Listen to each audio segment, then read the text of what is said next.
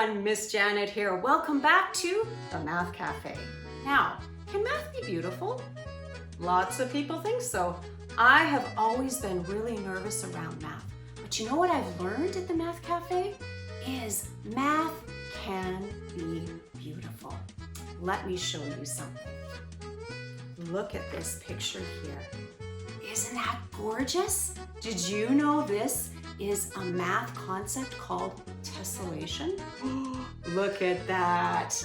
Tessellation is a type of tiling, and that's where you've used a two-dimensional object or shape and you cover a surface so there are no gaps or overlaps. If you think about maybe tile in your bathroom, tile on the floor, maybe in your kitchen, that is tessellation.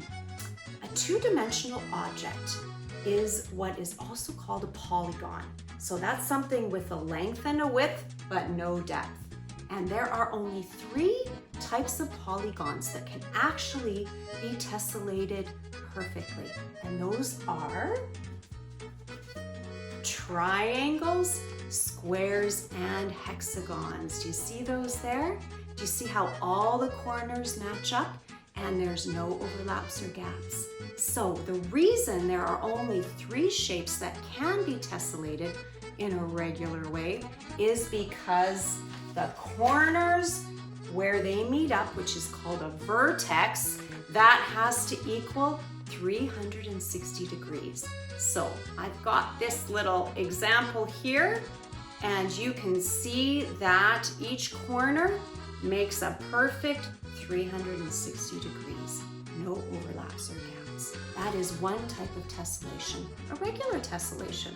There's some more.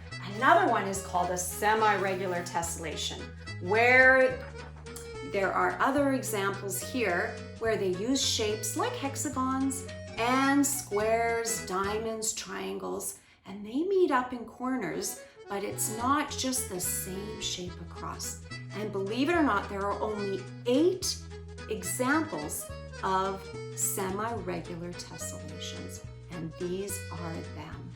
Finally, a 3rd type of tessellation is called an irregular tessellation.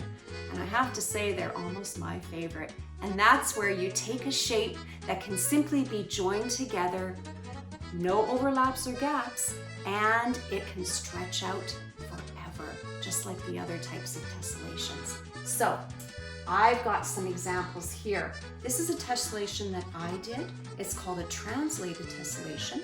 And that just simply means that you can move the shape across the page and each of the points will always meet and not overlap. I think it's really pretty. Here's another example of an irregular tessellation. You see that? They're little dogs. That's so amazing. Math is beautiful. You can also spot tessellations out in nature. Look at this. Bees, honeybees, create honeycombs, and they are in the shape of a hexagon, and that is a regular tessellation. Isn't that incredible? Another example of a type of tessellation can be found on pine cones, and this pine cone made appearance in the Fibonacci one, didn't it? Look at that, all those shapes, they all match up, they kind of are all the same. That's another example of tessellation in nature. I love it. Now we are going to head over to the Math Cafe and see what Chef Julie has prepared for us. It's going to be our dessert. What amazing things she's made with tessellation. So, how were the 16ths in salsa? Oh, they were delicious. I am 3/4 full, so I have a fraction of room left for something sweet. Might I make a suggestion? I know I can count on you. Why don't you try my famous chocolate checkerboard brownies? Oh, they sound delicious. I'm game. Bonjour! Chef Julie here. Welcome back to the Math Cafe. And today I'm going to teach you how to make some yummy chocolate checkerboard brownies. Ooh la la! First things first, we want to be safe when working in the kitchen.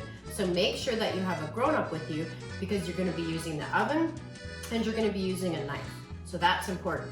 Also, I always wear one of my snazzy aprons, but I am wearing my dress today because my dress is an example of tessellation. What you're going to do after you get your grown-up is you're going to find a brownie recipe. There's loads of great books at the library, cookbooks that have recipes in them. I've been using this book right here for the Math Cafe because it has lots of fun foods that you can make using math. So what you're going to do is you get your recipe, you bake your brownie, you're gonna choose a rectangular pan, 9 by 13 most likely, and you're gonna bake them in there and then you're gonna cool them, and they have to be fully cool for you to cut them. After you've done that, you're going to make the squares for your checkerboard.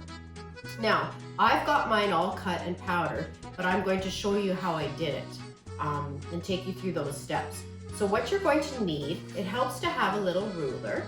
You're going to measure your brownies horizontally, and you're going to see what the halfway point is. So mine is almost exactly a ruler. So let's just say halfway is 15. So I'm gonna draw a line halfway down. Now I've made 2 squares, and one side's gonna be brown and one side's gonna be white. And of course, 2 halves are fractions. You measure and you cut down the center. Now each side, I want to make 2 more lines going vertically to divide them into 3 equal-ish parts. So all you do is you take your ruler again and you just measure from the end to that halfway point where you cut, and then you divide that by 3. So this is 15, so 15 divided by 3 is 5. So I'm gonna count 5, score it, draw a line. I'm gonna count to 10, which is 5 again, score it, draw a line down, and do the same on the other side. Now I've got all my lines going this way. Now I just want to make some horizontal lines going this way, and I want to make 3 of them. So all I'm gonna do, same thing, I'm just gonna measure with my ruler vertically, and about halfway, mine's about 20 centimeters, whatever yours is, about halfway, you're gonna score, cut a little in your brownie, so that would be 10 for me, and then you're gonna cut all the way along, and then you're gonna make 1 more line on either side. So those are in 3, so it's just like the other thing. You're gonna measure, and mine is 3 into 20, which is roughly 6.5-ish, doesn't have to be perfect. I'm gonna show you how to make it perfect after. So you've got all your little squares, and now what you're going to do is you're gonna take some icing sugar. I have a handy dandy little shaker, but you can use this, like a little sieve, you can use a spoon, whatever you want. Then I took off a piece of paper towel and I laid it over the brown side and protected it. And then I took my little shaker and I shook all in here and made all my white squares. So now we've got all of our squares that we're going to need to make our checkerboard. And voila. Using tessellation, regular tessellation, I made the checkerboard. Regular tessellation, because this is a polygon, which means that it has all the sides are the same, because they're squares, right? And my squares weren't the right size, they were kind of irregular, so I just took one that was a nice looking square and I literally took it on top of all the others. I made a template and just cut them all so that they would sort of fit together. So as you can see, I just tiled them, as Miss Janet said, brown, white, brown, white, white, brown, white, brown, and so on. And I even got these little fancy peppermint swirl candies to put on top as our checkers.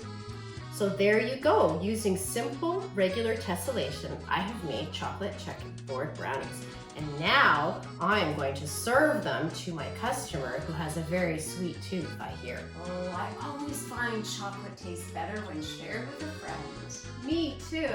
Thanks so much for joining us at the Math Cafe. And if you've watched all 3 episodes, you now have a mathematical meal you can make for your family. We'll hope to see you all really soon. Your move, Miss Janet.